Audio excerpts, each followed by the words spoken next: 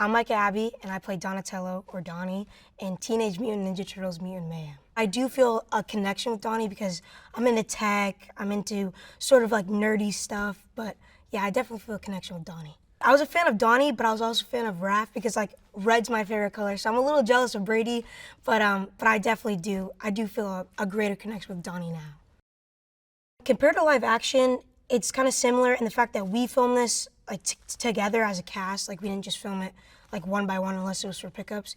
But compared to live action, you're always trying to put on this personality. But I felt like in this scenario, and maybe it's because of the character too, but I really could be myself, and I was able to just, and I made a connection with the people I was working with because I was constantly filming with them instead of filming one-on-one.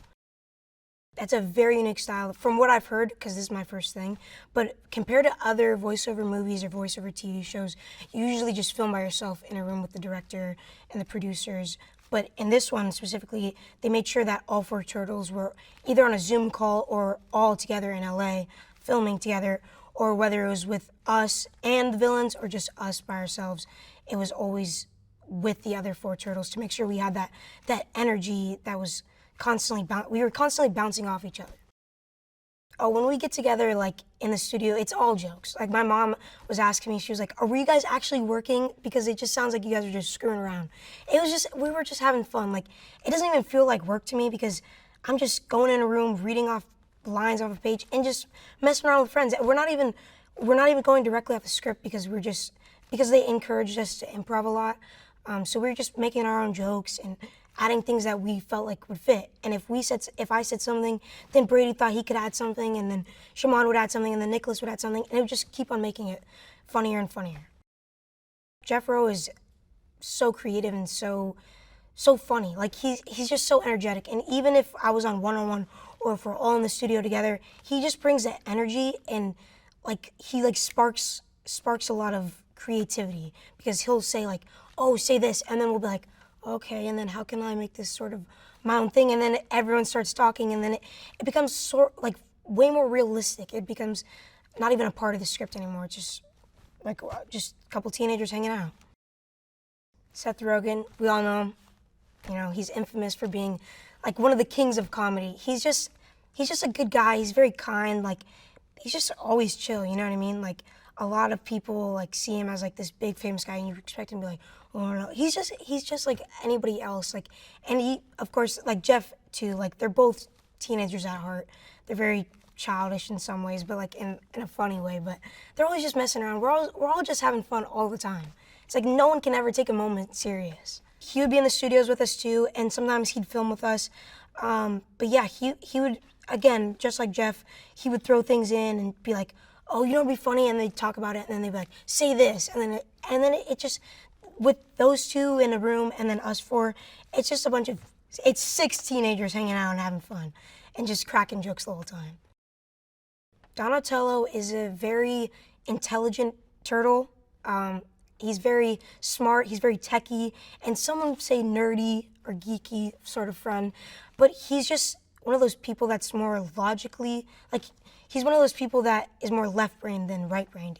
Instead of a lot of his brothers make certain moves off of instinct or what they think would be right, but Donnie's more of a logical person who calculates every single move he does because he wants everything to be perfect. He's more organized than the other boys. I think Donnie just wants everyone to be enjoying anime and K-pop the whole time and just live in like sort of those super duper tech worlds, like super advanced like the whole time. Like I think his perfect world is just like the future. Like he just wants to live in the future. In New York, they're in the sewer and they're just sort of just finding like they're in the phase of growing up, of discovery and questioning a lot of things.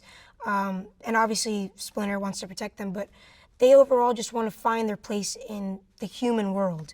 And they're questioning whether they should, you know, go out and experience the human world and expose themselves, or if they should, you know, keep it as it's always been and stay protected in their little sewer. Splinter is one of those parents, like many teenagers and their parents.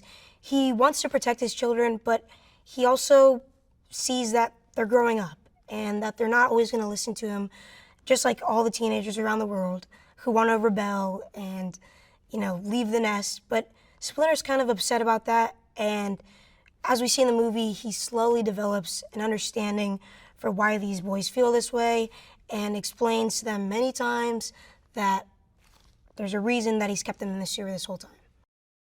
I mean, how could you not be excited when you find out you're working with Jackie Chan? Sadly, I haven't met him yet, but I'm telling you, the moment I meet him, I'm going to try and keep my cool, but I don't know how well I'm going to do.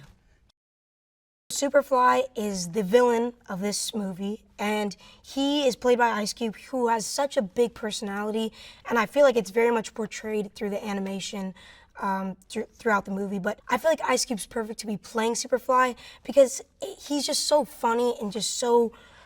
He exaggerates a lot, but he's very, vibrant. His character is very vibrant, and that's what you need from a villain.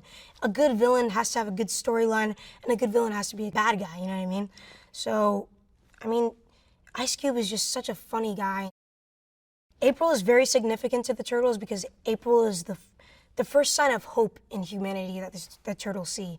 Because April is the person that, instead of what their dad has been telling them this whole time, is that humans hate you, humans want to kill you, humans want to do horrible things to mutants. But April is kind of the sign of hope that there's still some sort of acceptance in humanity that maybe it could help them gain some sort of place in society.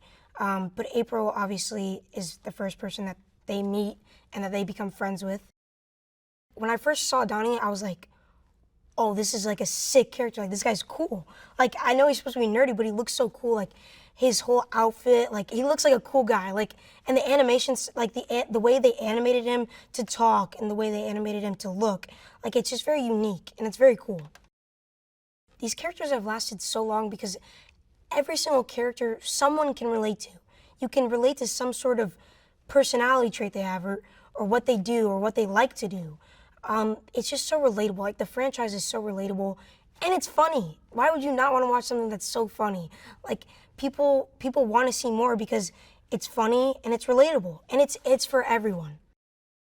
I think people walk out of the theater feeling happy that they went to go watch it and excited to see more because, I don't know, you might be surprised to see what's coming, but I think people are just going to be really joyful about the experience they had. They can learn that family is important and that no matter what you go through, because there's going to be some arguments, you're always going to have your family no matter what.